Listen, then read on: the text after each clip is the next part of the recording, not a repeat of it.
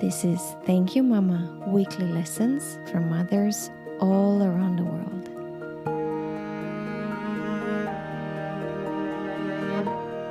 Hello and welcome to Thank You Mama. My name is Anna Teider.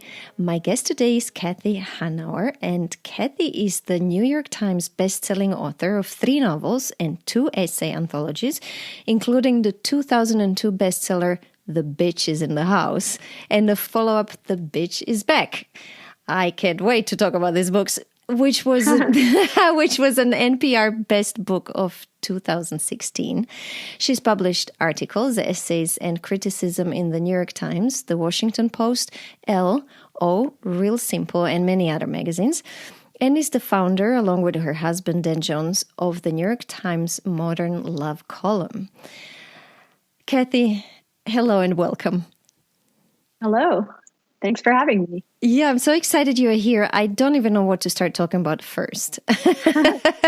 But I just want to tell my readers how this happened. So this happened with me this summer in New York, finding a book called Things My Mother and I Don't Talk About. And it's a collection of stories by American authors who write about that, about things they don't talk about with their mothers. And I read your piece there, and I was deeply, deeply, deeply moved. Thank you. So nice. I'm so glad. It raised so many topics that I want to talk to you about today, and I'm very excited you're here. Well, thank you. Yeah. Do you want to tell me a little bit about your work first?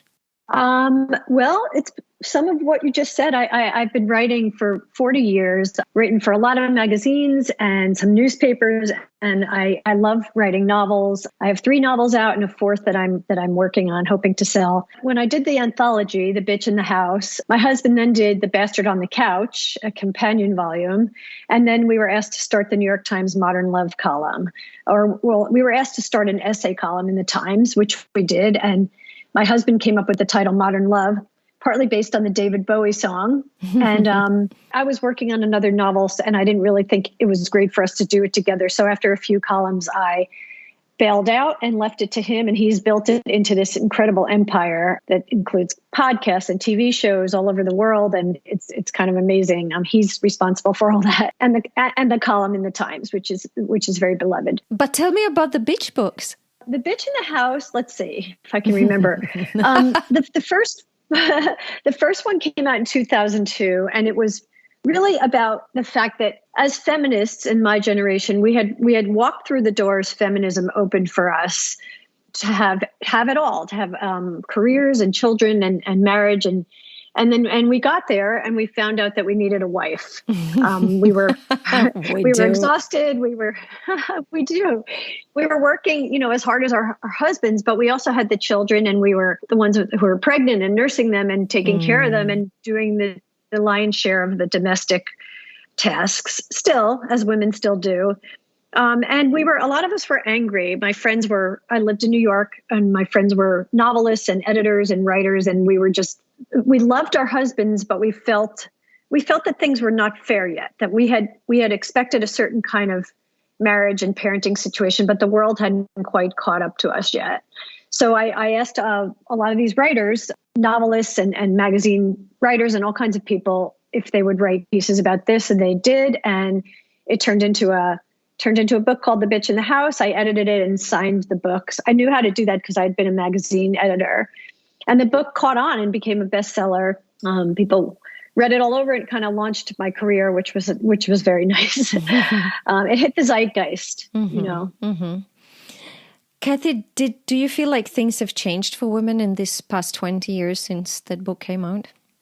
I think that men get better with each generation, but I also think that some things haven't changed. I mean, I have a good friend who's in her late 30s. She lives in San Francisco, and she's a very intense career woman, went to Harvard Business School and very smart, and also a novelist. Her name is Cathi Wang. And she talks about how I'm in the bitch years. I'm in the bitch 1 years, she calls them, because the way I did my second book, The Bitch is Back, and that's bitch 2. I think things will change as things evolve, as the genders evolve, as things become more, I don't know, as male and female become more merged in a certain way. But I still think that women feel a certain responsibility to their children. Not all women, maybe I'm generalizing, but that in general, women feel a certain need to have things done a certain way, and men don't always share that need. They're either unwilling or unable, or they don't think it's important. And so women end up doing the lion's share of the domestic tasks. We always joke women see dirt that men don't see, or women see chaos when men are fine with that. And again, I am stereotyping, but so I don't know. I'm not a young mother, so it's hard to speak to it. And I do think that, like, I look at my son. My son can cook, he can clean, he can build furniture. He's very feminized in a certain way, if that's the right word. And I like to believe that he will be a very attentive, that he will do his share in the domestic sphere. But I don't know. We'll see. The statistics, unfortunately, are still telling us that women do the majority of domestic work and unpaid work. So I'm a little bit skeptical. It's true. Yeah, I don't know why. I mean, men still make more to the dollar, for the same work. There's biology to it too. When you're the one with the baby inside of you for 9 or 10 months, and then you're the one nursing the baby, it sort of sets off a pattern that's hard to break, with you being the one that feeds the child and you being the one that, you're the one going to the doctor's appointment and learning what the child needs and reading about it. And then you become the expert on the child. And it's hard. I think same-sex couples do better with this because they have to think about it all the way in a way that straight couples don't always. But it's a tough narrative to break, Absolutely. How about we talk about mom? Okay. Should we jump into the mom topic? Sure. So mom's name is Bette. Did I understand it correctly from the story that she's from New Jersey? Yes. She was born and grew up in New Jersey, a town called South Orange, Maplewood. Mm-hmm. They're all in the same general area. And I was raised in a town called West Orange, New Jersey. Mm-hmm. Mm-hmm. And she, as much as I understood from the story, grew up with parents who were never angry and very accepting of what life brings. That's absolutely right. Yeah. Tell me a little bit about her and her life story. Well, her parents were just lovely, sweet, warm people. My grandfather, who I knew for longer because he lived longer, he was just he was just a calm, sweet, nice, gentle man. Hold on. It's okay. He just was very sweet. And he had this idea that, you accept what life gives you and you weather it, and you don't complain, and you don't get angry and he just was a very sweet, lovely, calm, patient man. And his wife was similar. She was a little bit less, people opposites attract. So she was a little bit less calm and patient than he was. But I remember them both as just very lovely, sweet people. They never yelled. They never got angry at us. They just were great. And my mother was the oldest of 3 children. She had 2 younger brothers, but she too is she's a very sweet, lovely, calm, accepting person. She doesn't question. She doesn't get angry. Stop. Cathi, it's okay. Just let the dog be. It's fine. Okay. I don't want the listeners will know you have a dog in the room. Okay. Thank you. I think many of us do. Good. Thank you. Yeah. So she met your dad at a party when she was 16 and got married quite soon afterwards. She was 19 or so? I think she was 20, if I have that right. Mm-hmm. And very, very young. But yes, she was 20. She went from her parents' house to my father's house and began helping him form his career. This was mid-50s, just to put everything in kind of a time frame, what generation we're talking about. This was the mid to late 1950s. Mm-hmm. I was born in 62, and I was their first child, and my mother got married at 20 and had me at 26. So this was the mid-late 50s. The world was, it was a man's world. Mm-hmm. And he was going to be the doctor. And she taught first grade and worked to help him get through medical school, to help support them while he went to medical school. And then he went over to Korea.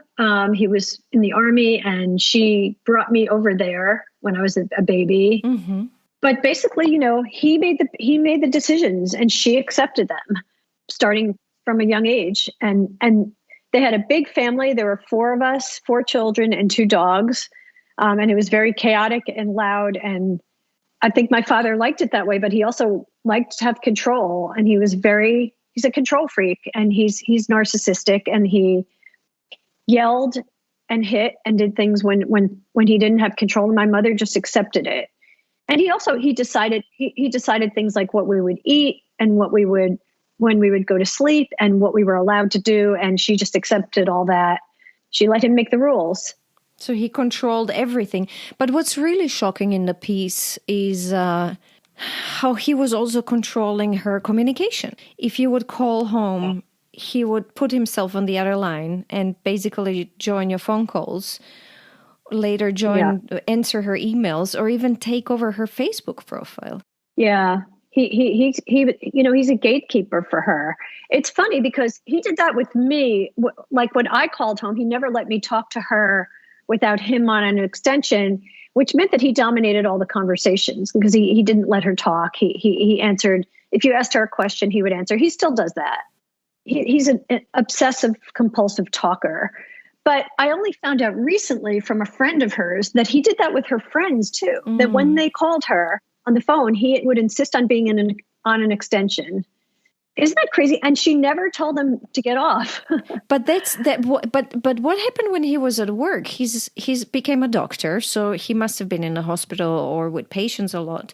So I guess while he was at work, you would be able to communicate with her in private. Yes. When he was at work, I remember just our lives being so much fun when he was at work. Because our lives, our house became much less tense, and we ran around, and we had a good time, and we ate whatever we wanted. We did whatever we wanted. And as soon as he would come home, everything changed. I remember the garage door we had an electric garage door, and I would hear this crack of the door going up, and all of us, like the tension just spread in the house. My mother would get tense. At least maybe that's the way I saw it. She would jump up and start making dinner or whatever she was doing. I mean, she was very low key. She let us do whatever we wanted when he wasn't around. Mm-hmm. And even if we were bad, she didn't punish us. She waited for him to come home. Not that we were bad, but with four kids, and this was the 70s, nobody paid attention to kids. They did whatever they wanted.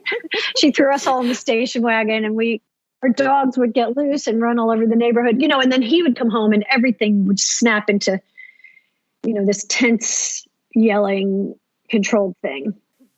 What is happening with them now? I guess he's retired. Yeah, they're still together. They love each other. I believe they have a certain kind of love. It's not the kind I would want, but they are still together, and he's, I think, 86 or 87, and she's 85 or 86. Mm-hmm. Yeah. And they totter along. They have, and honestly, they take good care of each other. Mm-hmm. He orders her around and tells her what to eat and what medicine to take, and she does it. Mm-hmm. And I think she's either so used to that she doesn't know anything different, or she actually doesn't mind it. And she takes care of him. She waits on him hand and foot and cooks his food and runs around.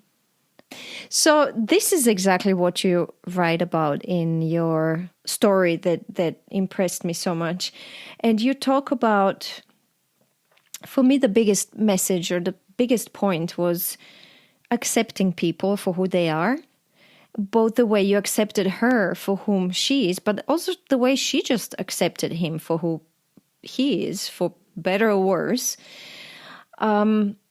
Not being judgmental, that for me was a big thing, because I felt like at the end you learn to accept and not judge, just take things for what they are and take her life with him for what it is. Because as I read in the story, you tried intervening and telling her this is not healthy for you or something, but at one point you're just like, no, this is obviously, she's fine with this.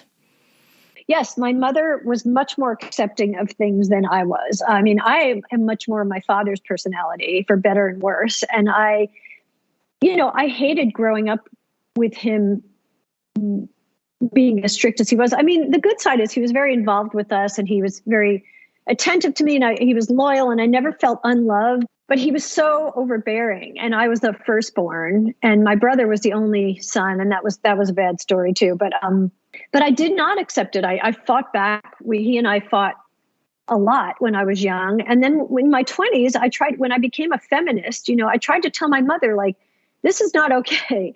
The way he treats you, the way he treated us, it's not okay. And it was hard to say that to her because email didn't exist then, and if I called her, he was on the phone. And if I saw her, he was in the room. So I couldn't, and he didn't trust me, and he still doesn't. He always says, why are you telling your mother she's unhappy? Why do you tell her that? She's not unhappy.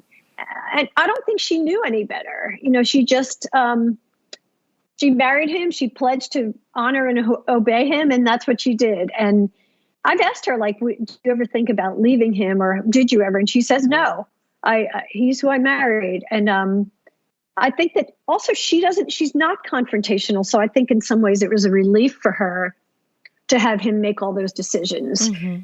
But what she didn't do was sort of look at what he was doing and objectively and say, is this right? Is it okay for him to yell and scream at the children like this, or hit, or, her parents didn't hit her. So I don't know why she thought it was okay for him to do that. I don't know, but I did fight it. And for many years, I tried to interfere, and then I finally just stopped. I was probably around 40. I had my own children, and I just thought, okay, I'm going to, she doesn't want this to change. He doesn't want this to change. It's their marriage. I have my own marriage.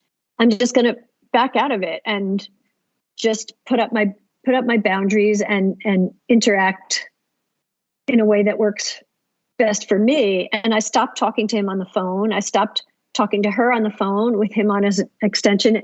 The beauty and the thing that saved us, I think, was email, because my mother could suddenly talk to me. They had, like so many people in their generation, they had a joint email address. And when you wrote to her, he would answer. And then she figured out a way to get her own email address. And that was amazing because she and I could communicate without him there, reading it and answering for her. Eventually he found out about it. She hid it from him. And then and then he started reading everything. And then she got another email address, and eventually he always figures them out and he starts reading them. So I never am sure that anything I send her is private, but she can't say to him, this is my email address, don't read it. She secretly gets a new one until he discovers it. It's crazy to me that anyone would live this way. But also it was a time when women didn't make any money. I mean, she was a teacher. She quit to have children. He had all the money. He had all the power. Yeah. And she had 4 children. She had 4 children. And I'm sure that a lot of that was, she loved children, but they adopted my brother. I'm sure a lot of that was him deciding how many children they would have, and that he wanted a boy. And she was the domestic one. She took care of the kids and the household, and he made the money and made the rules. And I was very determined not to do it that way. I didn't get married till 30. I already had a career, and I married somebody very, very unlike my father, a very sweet, calm, gentle man who would never try to control me. And if anything, I was the controlling one, who didn't yell at the children or hit the children. And I was very determined that my children not be afraid of me or of him, and that they always felt protected, because I didn't feel that way. I didn't feel like I had an ally. And in some ways I didn't have a mother. I mean, I love my mother. I have nothing, like she's a lovely, lovely person. But I think in a lot of ways I missed out on having a mother I could be close to, because he kept her to himself. Not to be like, woe is me. I mean, my childhood was fine. We were privileged. We had we had a home, we had food, he didn't cheat on her. He didn't run around. He wasn't an alcoholic. It could have been a lot worse, but in many ways I was sort of on my own, to defend myself against him. So. But in a way, we already started talking about lessons, because I feel like you choosing and finding and deciding on a man who's so very different, that in a way is a lesson for you. That's something you learned indirectly from her. Would you say so? Yes. I mean, it's funny because I am more like my father. I'm talky and I'm not narcissistic the way he is, but I think I have those tendencies. The difference is that I'm aware of it and I can try to try to dial it back. He has what's called narcissistic personality disorder. He's not aware of it. He can't change it. He doesn't want to. I think I have narcissistic tendencies, and I just try to, I think it's obnoxious, and I try to rein it in. But I think because of that, I did look for somebody that was calmer and quieter. So I probably married my mother instead of, I probably was my father and married my mother. But I also just really never would have married somebody who was controlling and overbearing. And, they say women marry their fathers. Well, I definitely didn't. My husband's a lovely, sweet guy. And our household was run very differently than mine growing up. I can't remember what the question was. Sorry. That was the question. But let's move on to the lessons. You sent me a beautiful list of lessons you've learned. What would you say is the most important thing, or are the most important things you've learned? That I learned from my mother. Well, what I just said to you, I learned what I did not want to do in my marriage. I did not want my children to be afraid of me or of my husband, of their father. I did not want them to grow up in a household controlled by rage and fear and anger. But I also, there are things about my mother that I adore and that I would love. I don't even want to say that I would love to have more of. I remember once saying to my father, I wish I were more like my mother. And he said something like, no, you don't. Like he knows that because I think that I would never want to be passive in the ways that I saw her being passive. And I'm not. I'm a very tough person. But I think my mother taught me that you can let things go. She was very much about others and not herself. She didn't practice what we would call today self-care. She didn't spend money on herself. She didn't go get her hair colored. She didn't go to the gym or go to consciousness raising sessions or any of those feminist things or things that other women did. She wasn't spoiled woman. She didn't live like a rich person. She was a teacher, a first grade teacher, and then stopped to raise the four of us. And then when my brother went to, I guess, elementary school or maybe junior high, she went back to teaching. She got a master's and taught kids with special needs and also adults with special needs, which is just really, an incredible thing to do. She's so good at it. She loves her students and really gave of herself so much in those ways. Instead of spending time on herself, she gave of herself. She didn't color her hair, she didn't do yoga, all those things. And so I think that she taught me, that I didn't have to be perfect. Yeah. Be perfect. Be everything. Yeah. Be overly concerned with what I look like or with, and she taught me not to be a spoiled brat, that it was selfish, or solipsistic, and that you should give of yourself. That was one thing. She taught me patience, or she taught me to aspire to patience. I'm not a patient person. I'm pretty impatient, but she is so patient, and she's not calm, and she never sits down and has a cup of coffee or anything like that. And sometimes I wish she would. She runs around. She runs and runs and runs, and she's so energetic. She's like the Energizer Bunny. But she is a beautiful listener, and she'll always ask you about yourself and listen when you talk and remember the things you say and ask about them next time. So that's a nice thing. And the other thing I think she taught me, and I don't know if this is a good lesson or a bad. My husband would say it's a bad lesson, but she taught me that sometimes you have to lie. I try not to lie. I taught my kids not to lie. But I think my mother sometimes got around my father's bullying and control by lying to him or by being sneaky. I remember one time when she was ironing his jacket. In and of itself, that's a whole thing to unpack. But she was ironing his jacket, and she ironed a hole in the pocket by mistake. It was like a seersucker jacket. And she said, oh my God. So she hid it in the back of his closet instead of telling him. And I remember when he discovered it like months or weeks later, and he just went crazy. He got so angry and freaked out. And it was terrifying because he was screaming at her and screaming at everything. And, but that's how she avoided him getting angry at her.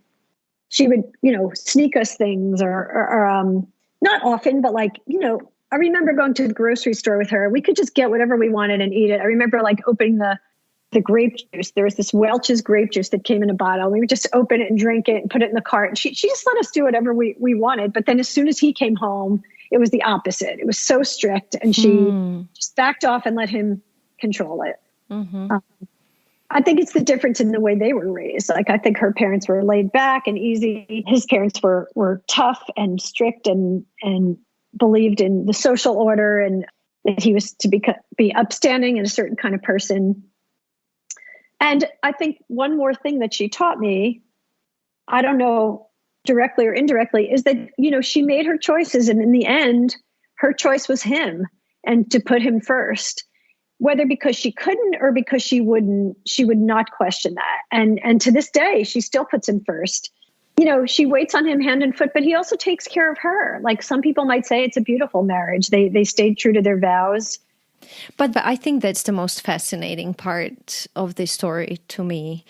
As I said in the beginning, is this idea of acceptance and not judging. As you just said, maybe for some people this is a beautiful story and that's what a marriage should be. You've made your vows when you were 19 and you stick to them for better or for worse through sickness and health. And who are we to judge in a way, I guess. What's funny is you make your vows to your spouse, but not to your children. I know. To put your spouse before your children. I think that's something that people did in those days. And, it wasn't a child-centered time. Yes. But some people still do. I think it's also a question of personal choices or just people are different.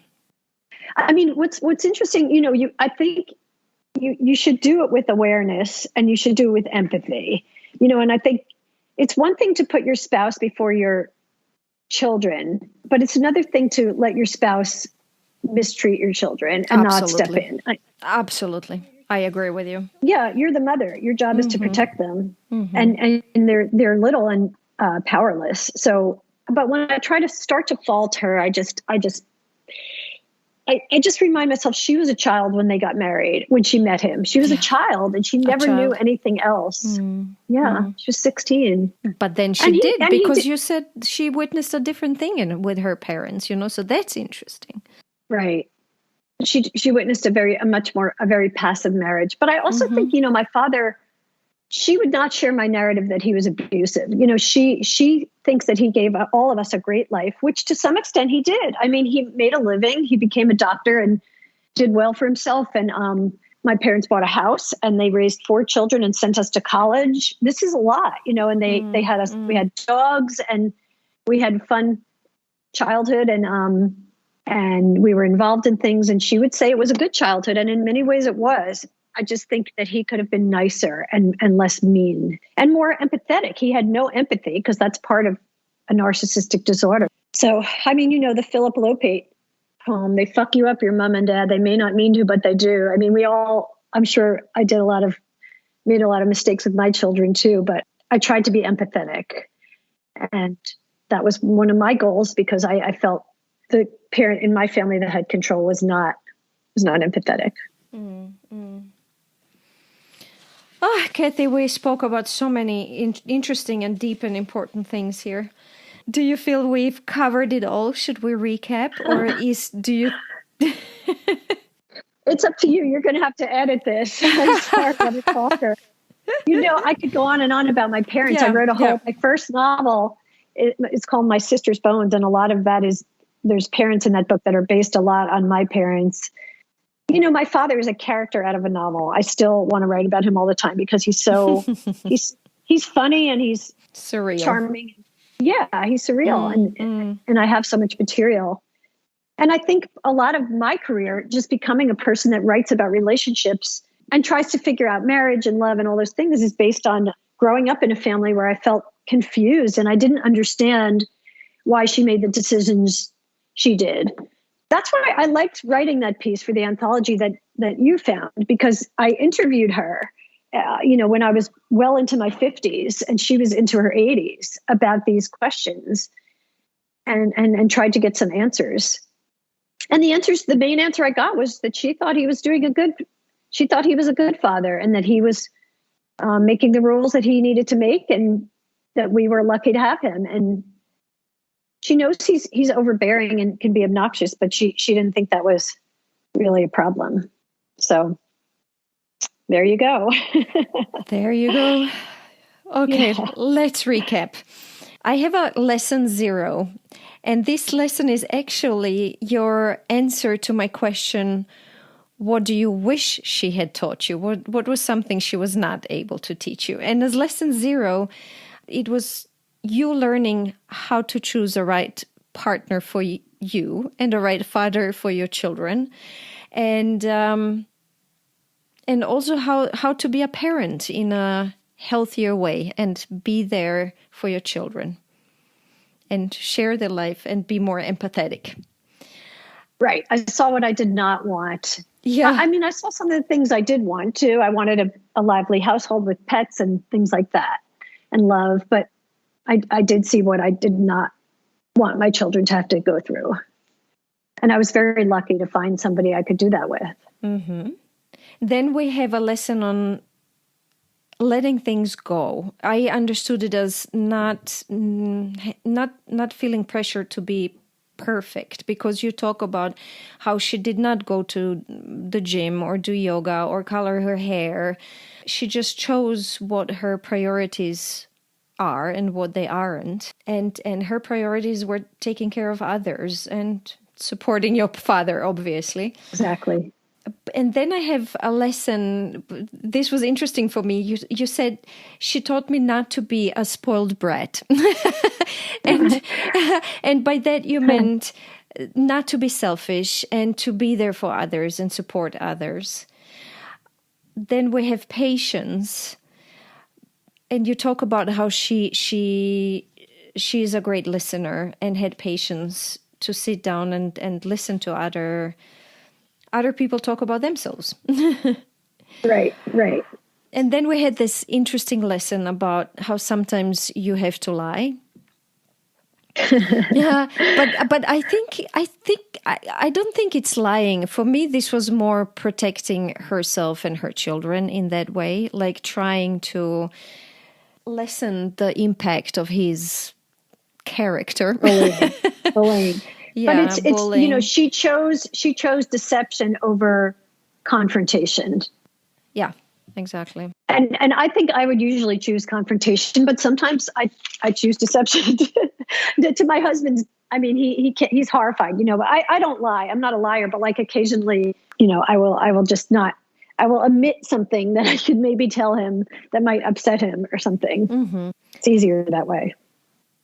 And then this was also a big lesson, you accepting that she made her choices. Right. And these were her choices and this is her life, and that acceptance, right, as we talked about. Yes. What else did I write down? For me, a lesson was you saying, I'm not the one to fix their marriage. I think many children should know that. That's an important lesson. Yeah.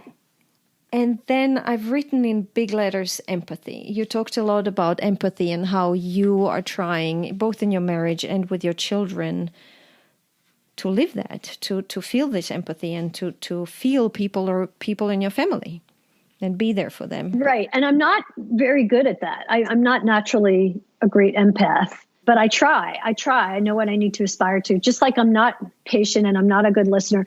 I don't have a lot of the good qualities my mother has, but I know that I should, and I try, Mm-hmm. Wow, Cathi, I think we did it. We covered the most important topics. I can't wait to listen to your podcast. It sounds fantastic. Oh, they're beautiful. You've done tons of interviews of people about their mothers, right? I have, yeah. I think we're on episode 102 right now. Wow, and for you. Yes, and what's beautiful is these are really women and mothers from literally all over the world. So you will find mothers from Nepal and Trinidad and Iran and, you name it. I think we have 55 countries at this stage of very different backgrounds and histories and generations. I try covering it all. And I have to say, for me, each episode feels like it's Christmas. I'm still so you're excited. Passionate. I am That's passionate. why you're good at it, because you love it. You love it. I love it. Fantastic. And I get beautiful feedback. And I think it's really inspiring both the listeners and my guests and me. Yeah. Yes. And then it keeps your mother alive in your memory. Yeah. Yeah. But anyway, thank you again for being my guest. I'm very, very glad we connected over this piece and our mothers. It's really lovely talking to you. You're such a thoughtful, nice interviewer. Thank you. Thank you. If you enjoy Thank You Mama and want to help it grow, please take the 2 seconds to leave a 5-star review on Apple Podcasts. It really helps. If you'd like to get in touch, you can send me a mail at info@thankyouMama.net. You can also find me on Instagram, Facebook, and Twitter under Anna Teider. That's Tajder. This was Thank You Mama. Come back next week, subscribe, and tell your friends.